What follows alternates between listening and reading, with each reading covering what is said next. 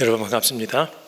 우리 4월 28일 1010 우리 기도회 우리 함께 말씀을 읽고 함께 시작하도록 하겠습니다. 오늘은 유다서 1장 1절부터 4절 말씀입니다. 제가 읽겠습니다. 예수 그리스도의 종이요 야고보의 동생인 유다가 부르심을 받은 사람들 곧 하나님 아버지께서 사랑하시고 예수 그리스도께서 지켜주시는 이들에게 이 편지를 씁니다. 자비와 평화와 사랑이 여러분에게 가득하시기를 빕니다. 사랑하는 여러분, 나는 여러분에게 우리가 함께 가진 구원에 관하여 편지를 써 보내려고 여러 가지로 애쓰고 있었습니다. 그러던 참에 나는 이제 여러분에게 성도들이 단번에 받은 그 믿음을 지키기 위하여 싸우라고 권하는 편지를 당장 써야 할 필요가 생겼습니다. 몇몇 사람이 몰래 숨어들었기 때문입니다. 성경에는 그들이 받을 심판을 옛날에 미리 적어 놓았습니다. 그들은 경건하지 못한 자들로서 우리 하나님의 은혜를 방종거리로 만들고 오직 한 분이신 지배자요 우리의 주님이신 예수 그리스도를 부인하는 자들입니다. 아멘. 오늘부터는 또 새롭게 우리 유다서를 시작합니다. 유다서는 제일 짧은 성경이죠. 한 장으로 되어 있는 성경입니다. 그러나 이것은 참 중요한 성경이기에 하나님께서 우리에게 남겨주셨습니다. 그런데 역사 속에서, 교회의 역사 속에서 이 유다서는 야고보서와 함께 가장 좀 천대받았다고 해야 할까요? 무시되어져 온 성경입니다. 우리가 잘 아는 종교개혁자 마틴 루터는 야고보서와 이 유다서 이 두 권을 굉장히 무시하는 경향을 보였습니다. 야고보서는 믿음대로만 사는 것이 아니라 행함을 강조하니까요. 믿음 대신에 행함을 강조하는 이런 좀 요즘 말로 하면 쓰레기 같은 복음, 당신은 지푸라기 같은 복음 이렇게 말을 했었죠. 동시에 루터는 이 유다서를 향해서 베드로후서를 베낀 책이라고 이야기했습니다.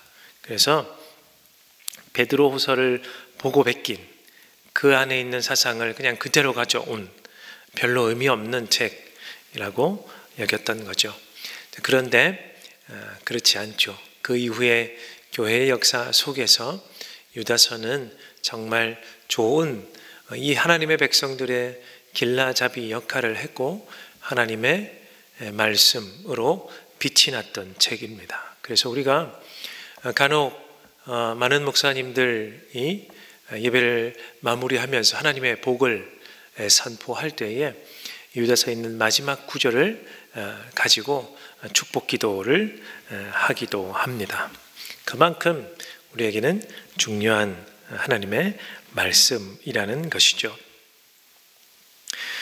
이 유다서의 저자는 1절을 보니까 야고보의 동생인 유다라고 되어 있습니다. 성경에 보면 몇 명의 유다가 나오는데 이 야고보의 동생인 유다의 정보는 별로 없습니다. 그래서 이 유다가 어떤 유다인지, 정말 유다가 이 책을 적은 것인지 설왕설래하는 많은 또 수많은 논쟁과 이야기들이 있습니다만 우리는 이것이 유다가 적었든 다른 사람이 적었든 일단 쓰여진 대로 야고보의 동생, 야고보서를 쓴 야고보의 동생인 유다라고 생각해 봅시다. 그러기 하여도 저자가 바뀐다고 하여서 하나님의 말씀의 본질, 의미가 바뀌지는 않죠. 그래서 이 유다를 야고보의 동생인 유다라고 우리가 상정을 하고요.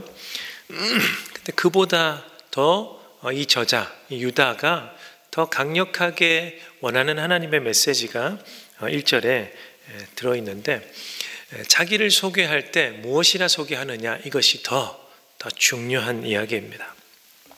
어떻게 소개합니까? 예수 그리스도의 종 이렇게 이야기하죠. 예수 그리스도의 종. 이 종을 당시 시대의 말로 다른 시대의 말을 반영하여 다른 말로 번역을 하면 노예입니다. 노예. 예수 그리스도의 노예. 유다가 자기를 소개하면서 나는 예수님의 종, 예수님의 노예입니다 라고 말한 의도는 무엇이었을까요? 당시의 노예는 사람 취급받지 못했던 존재 아니겠습니까? 물건입니다. 재산 중에 하나이죠. 인격이 있거나 인성이 있다 이렇게 여겨지던 시절이 아닙니다. 근데 그 와중에 자기를 노예라고 이야기했다면 자기 인격을 비하하는 것인가? 자기를 사람으로 여기지 않는 것인가? 이렇게 생각할 수도 있지만 우리가 상식선에서 판단해도 그런 의미로 쓰여진 것 같지는 않단 말이죠. 왜 그러면 유다는 자기를 소개할 때 예수 그리스도의 종, 예수 그리스도의 노예라고 이야기했을까? 이것이 중요한 것이란 말입니다. 참 역설적인 의미가 이 안에 들어 있습니다. 자기를 종으로 그리고 예수님의 종으로 노예로 표현하지만 유다가 말하고 싶은 것은 나는 자유한 사람입니다. 나는 여느 종이나 노예가 누리지 못하는 수많은 자유함을, 이 모든 자유함을 누리는 자입니다 라는 말을 이 속에 사실은 담고 있습니다. 이 사전적 의미와 전혀 반대되는 의미 아닙니까? 그렇죠. 그래서 역설적이라고 말씀드리는 것입니다. 나는 예수님의 종입니다. 나는 예수님의 소유입니다. 나는 예수님의 소유인 노예입니다. 이 의미로 말하고 싶은 유다의 의미는 예수 그리스도의 종이지만 이 속에 담겨 있는 자유함을 내가 누리고 있습니다. 예수님이 나에게 가져다 준 그 속에서 나는 자유함을 발견했고 그 속에서 나는 자유함을 누리고 있습니다 라는 의미, 그 의미를 전달하고 싶은 것입니다.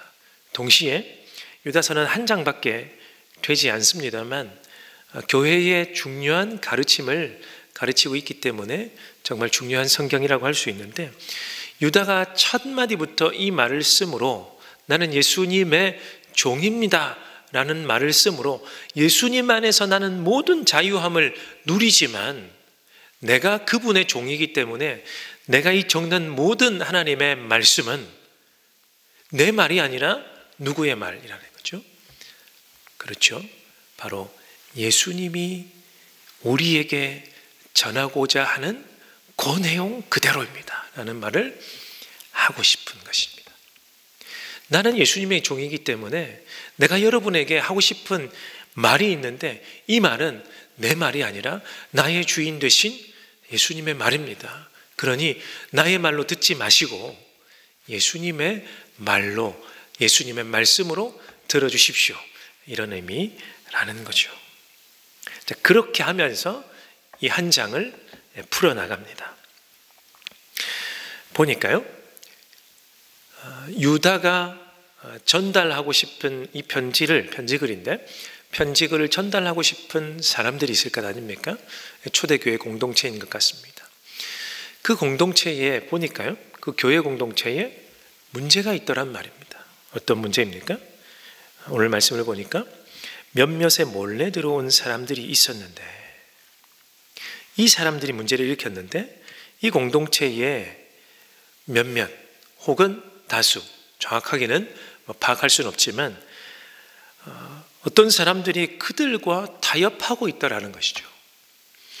몰래 들어온 사람들, 그 사람들로부터 나오는 가르침을 받아 이 교회 공동체가 흔들리고 있고 그들의 가르침을 받아서 이 교회를 흔들고 어지럽게 만들고 있었다라는 것이죠. 그래서 유다가 이 공동체에게 무엇이라 이야기합니까? 무엇이라고 주문합니까? 싸우라 그럽니다. 싸우라.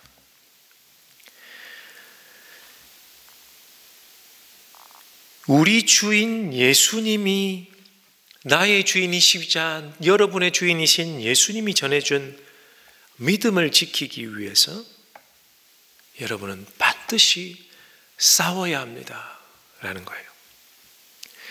이 싸움은 이 표현은 한글로 이렇게 번역하니까 약간 약해졌습니다. 원래는 강한 표현입니다. 어떤 뉘앙스의 표현이냐면 당시에 검투사들이 있었죠. 로마가 즐겨 그 스포츠처럼 즐겼던 이제 스포츠 문화인데 검투사들끼리 이제 싸우게 만드는 거죠. 그냥 지금도 무슨 격투기 같은 종목들이 있지만 지금은 심판도 있고요. 이렇게 규칙들도 있는데 당시 검투사는 규칙은 딱 하나밖에 없습니다. 상대방이 죽어야 끝이 나는 거예요. 그런 싸움이죠. 그런 싸움에서 쓸 수 있는 그 싸움이라는 용어를 유다가 쓰는 것입니다. 검투사가 목숨 걸고 맹렬히 싸우듯 여러분 싸우십시오. 이런 뉘앙스입니다. 과연 가만히 들어온 그들이 어떻게 했길래요? 세 가지로 살펴볼 수 있는데 첫 번째는 그들로 하여금 이 공동체로 하여금 경건하지 못하게 한 것입니다.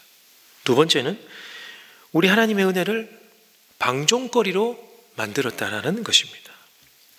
당시 상황과 용어를 대입해 보면 이런 경건하지 못한 것, 방종거리, 하나님의 은혜를 방종거리로 삼는 것은 대부분 행동, 행위를 나타내는데 어떤 행동이냐면 성적인 타락, 비도덕적인 행동, 언행, 말로 드러나는 겁니다. 남에게 드러나게 말하는 행위, 행동입니다. 그렇게 타락한 행동, 성적인 타락함, 방종 이런 것들입니다. 세 번째는 더 가장 중요한데 오직 한 분이신 지배자의 우리 주님이신 예수 그리스도를 부인하게 만들었다는 겁니다. 여러분 생각해 보십시오. 지금 우리에게도 이런 사람들이 있죠. 근래에도 겪고 있지만 교회에 가만히 들어와서 혼란케 만드는 이단들이 있습니다. 그런데 생각해 보시면 그들이 말하는 예수님은 우리와 같습니까? 다릅니까? 그냥 듣기에는 그렇게 크게 달라 보이지 않습니다. 그래서 분간하기가 여간 쉽지가 않습니다. 당시도 마찬가지요. 교회 안에 가만히 들어와서 언뜻 보기에는 같은 복음과 같은 예수님을 전하고 고백하는 것과 같은데 어떻게 해요? 결과가 달라요. 어떤 식으로 다릅니까? 성적인 방종을 일으키게 만들고 도덕적 타락들을 일으키게 만들어서 이 공동체를 해하게 만들고요. 이 공동체뿐만이 아니라 공동체로부터 퍼져나가는 이 악들을 계속해서 생산하게 만드는 결과들을 나타내는 거죠. 같은 예수님을 전하는 것 같지만 결국은 아니었다라는 겁니다. 그들이 가만히 들어와 같은 복음 위에 서 있는 것처럼 보이지만 여러분들을 무너뜨리는 사람들입니다. 그래서 어떻게 합니까? 치열하고 맹렬하게 그들과 싸워야 하는 것입니다. 근데 이 싸움이 쉽지 않기 때문에 치열하게 싸우라, 맹렬하게 싸우라 하는 것입니다. 왜 쉽지 않을까요? 분간하기가 어렵고요. 어느새 물들어 버리기 때문에 그렇습니다. 저 사람과 내가 같은 복음을 가지고 있는 줄 알았는데 난 저 사람이 참 좋아서 저 사람이 가르치는 가르침을 받았는데 어느 순간 나도 모르게 예수 그리스도 울타리 안에 있는 것이 아니라 바깥에 있어 버리는 거예요. 그런 결과들을 나타내는 것들이요. 우리 쉽게 예를 들어 볼까요? 근래에 신천지로 인해서 우리가 얼마나 큰 혼란을 겪었습니까?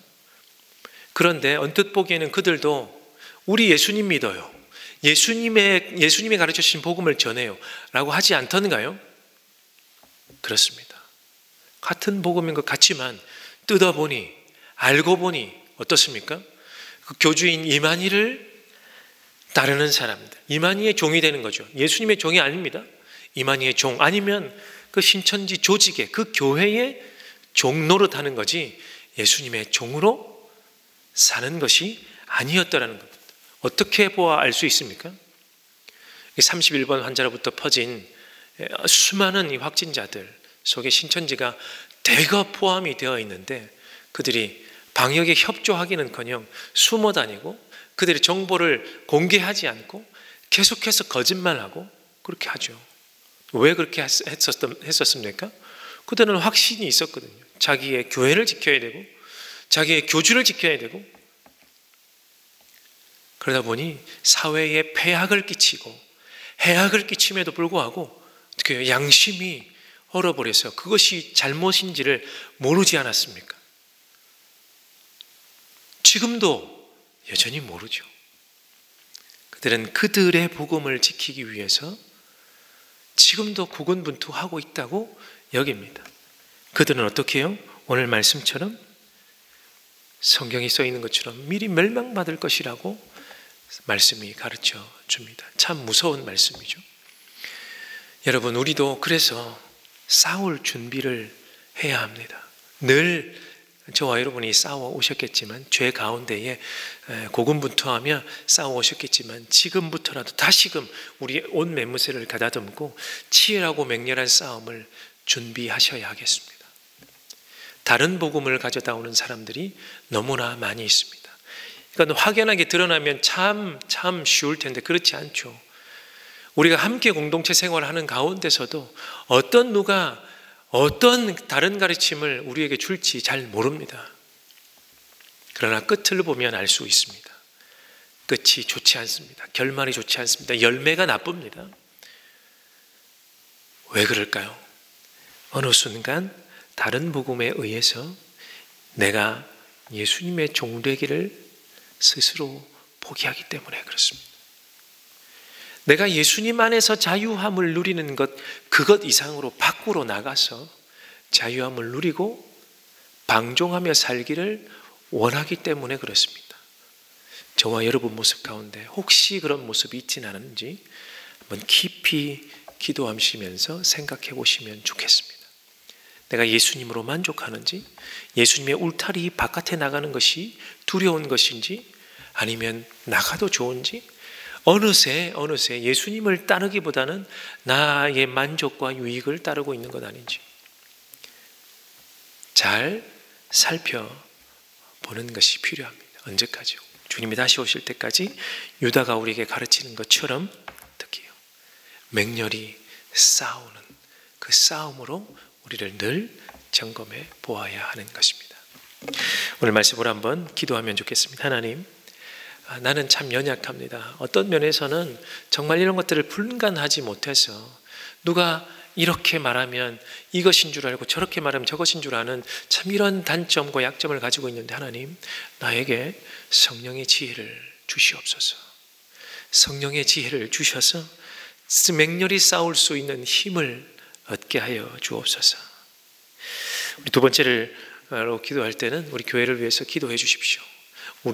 저와 같은 사람들이 우리 교회 안에 많을 텐데 그들이 힘을 얻어 우리 공동체를 굳건히 세우게 하여 주옵소서. 지금은 함께 모이지 못하지만 그럼에도 불구하고 주의 성령이 우리 공동체, 우리 교회를 붙들어 주셔서 모이지 못하고 흩어져 있지만 그 가운데서라도 은혜를 누리도록 하여 주옵소서라고 우리 교회와 우리 공동체를 위해서 기도해 주시고, 세 번째로 우리 이것들을 잘 하기 위해서 우리 큐티도 여러분 열심히 하고 계시고요. 그리고 교회가 마련하여 이제 성경 쓰기도 준비하고 있습니다. 우리 받으신 우리 교회에서 배부해 드리는 성경 쓰기로 날마다 하나님의 말씀이 무엇이라 이야기하는지 쓰면서 또 익히는 우리가 될 수 있도록 도와주시고, 또 온라인 신앙 강좌를 통하여 하나님 우리의 신앙에 힘을 얻을 수 있도록 하나님 도와주시옵소서. 이런 것들이 우리에게 좋은 도구가 되어서 성령의 은혜를 입는 우리 모두가 되게 하옵소서라고 우리 함께 기도하면 좋겠습니다. 제가 오늘 마무리 기도하겠습니다. 하나님, 지혜를 구하는 자에게 후히 주시고 꾸짖지 아니하시며 넉넉히 내려주시는 지혜를 내려주시는 하나님인 줄 우리가 믿사오나 주님께 지혜를 구하오니 하나님 우리에게 강력한 주의 성령으로 지혜를 더하여 주시옵소서. 그리하여 가만히 들어온 사람들의 그 다른 복음 물리칠 수 있는 자 되게 하시고, 하나님 지혜로워져서 하나님의 복음을 더 사랑하여 주님의 종 되는 것, 예수 그리스도의 종 되는 것을 기뻐하는 자 되게 하여 주시고, 그 안에서 자유를 누림으로 하나님께 감사와 영광 돌릴 줄 아는 우리 모두가 되게 하여 주시옵소서. 늘 우리와 동행하는 성령과 늘 교제하게 하여 주실 줄 믿사옵고, 주님이 주시는 성령을 통하여 주시는 지혜와 능력과 힘과 권세로 말미암아 사단의 모든 괴계를 이기며 나아갈 줄로 믿사오니 우리와 늘 함께하여 주시옵소서. 감사드리고 예수님의 이름으로 기도하옵나이다. 아멘.